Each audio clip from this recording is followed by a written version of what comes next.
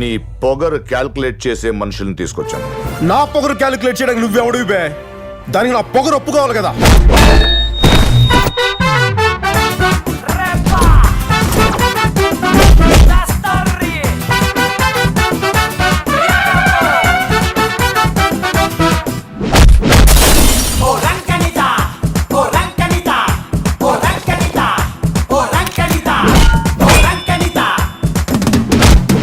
నిన్ను మీ బాబుని Delhi guest house నుంచి బయటికి తీసుకొచ్చి బట్టలు ఊడి తీసుకొడితే ఎలా ఉంటుందో ఈ రోజు రాష్ట్రం అలాగుందిరా.